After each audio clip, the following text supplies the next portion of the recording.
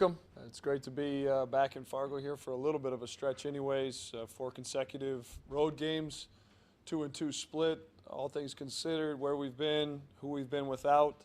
I would say, again, good, not great. And then pleased with the finish on Friday night and where we're at 6-3 overall.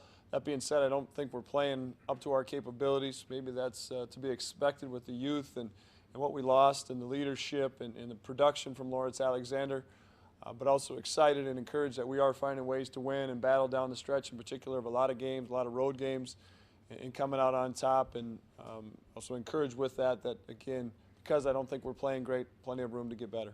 Questions?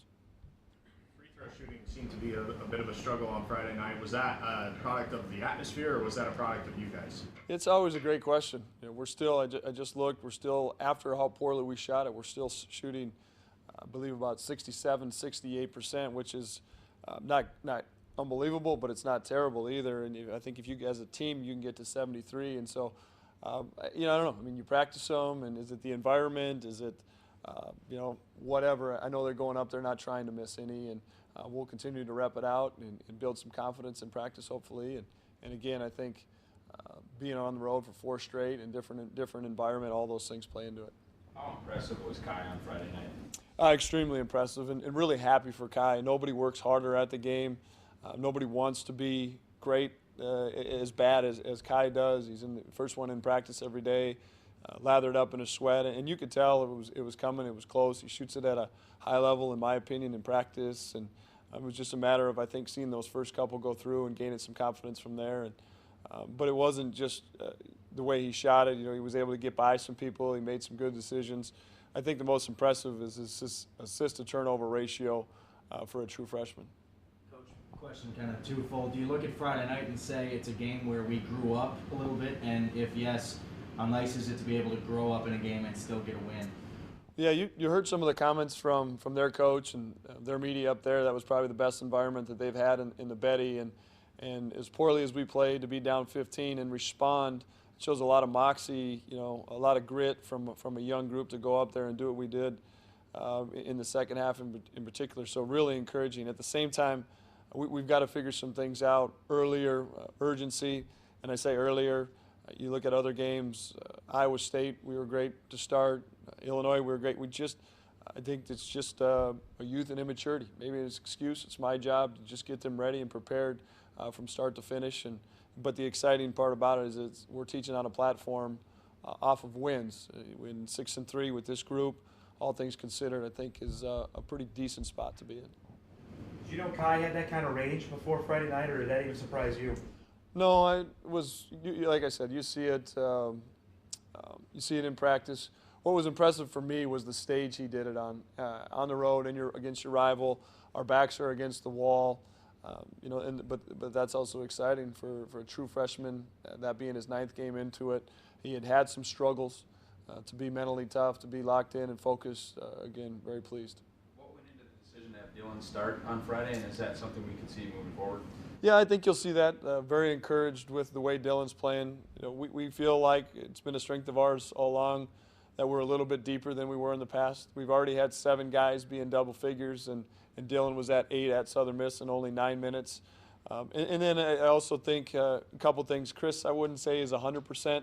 And also bringing Chris off the bench is back to his role 2 years ago, which I think we're all probably more comfortable. He was forced into that 5 spot last year, and he did a tremendous job. But him coming in and playing some minutes at the 4 allows us to get AJ off the court a little bit. And I say that he played 39 minutes at UND. But in a normal game with foul trouble and those things, which I think is important over the long haul, that's a lot to ask AJ to play. And Corey's a guy that the motor he plays with, he's going to be in some foul trouble. He needs some breaks. And so I think it was a combination of the 3 things. Yeah, very encouraged where Dylan's at as a true freshman, rotation-wise, and then Chris' overall health. Concerns you about Montana State? Their 2 guards are exceptional right now. Tyler Hall, a true freshman, and Marcus Colbert are playing at a high level, and you can see the disparity from them, their 2 scoring, and then it's a drop. But also you watch them against Wyoming, and they go small and kind of a little bit like we did at UND, and they can stretch you out, spread you out, and that's always a tough guard. And then defensively, they're throwing a whole bunch of different things at you. Last night, they throw in a little full three-quarter court, half-court trap. They're mixing some man, some matchup zone, and that's always tough. But again, hopefully, especially this time of year, it's about us and getting better in another opportunity Wednesday night. Defending them, do you have to go man on man, or is that a team defense? Those two guards that you mentioned. Yeah, I think our identity would be man to man. That being said, we've played some zone at times. We sprinkled it in a little bit at Arkansas State.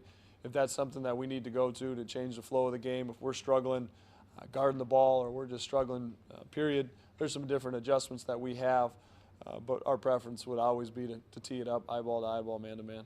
Malik seemed to be a little bit more aggressive, not settling as much for his jump shot. Is that something you guys talked to him about, or just something he took upon himself? Yeah, and along with Kai, and I should have mentioned this earlier, very pleased with those two young men. I think our culture is, in a very good place. We feel very good about it, and those two guys were kind of easy targets for myself and all of our guys, as they're the two coming in and playing considerable minutes. And so I, in particular, have been very hard on them, especially go back to last Wednesday in practice. But they responded, and that's why you try to do those things as a coach, is put some stress, put some pressure, put some intensity into them in some practice situations, and so they can go out and deliver in games and rivalry games on the road like they did Friday. And as good as Kai was, I was very, very pleased with Malik. Made some big shots, made some big plays, but also, like Chris said, that he's a guy that we've been preaching to about just being in a stance. And it seems so simple, but it's not, especially the minutes he was playing without Corey. And so maybe able to back his minutes down, him understanding where his points were coming, where they weren't coming. All those things, went into it, but very, very pleased and encouraged, that how those two responded in a big stage. Coach, I think we knew the Summit League was going to be good, but the way some of the teams have been playing, has it been ramped up a little bit? Yeah, there's no question. I think Jeff had said, our RPI is 10th in the country, which is, I think I remember at 12. I don't ever remember at 10, which is a credit to the scheduling and the coaches and and most importantly, the kids being able to, if you look at a lot of these games, we're probably on the road against high majors, and we've been able to compete and be successful in it, which is encouraging. In full honesty, I haven't had a chance to see a lot of those teams. You're so locked in on our group, and we playing games so rapidly, but it's also exciting. That's there's no question still in my mind, South Dakota State is the cream of the crop. I've seen Oral Roberts' scores, they're playing well.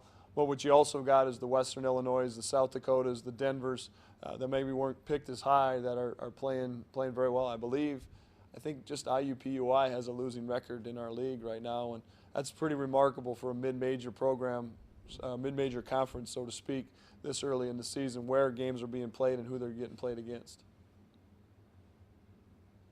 Thank you.